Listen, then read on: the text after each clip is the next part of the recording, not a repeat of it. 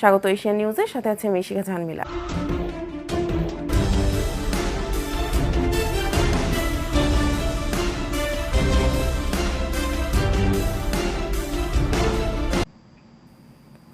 গাজীপুরের দৈনিক বাংলাদেশের খবর প্রতিদিনের ইফতার মাহফিল অনুষ্ঠিত হয়েছে।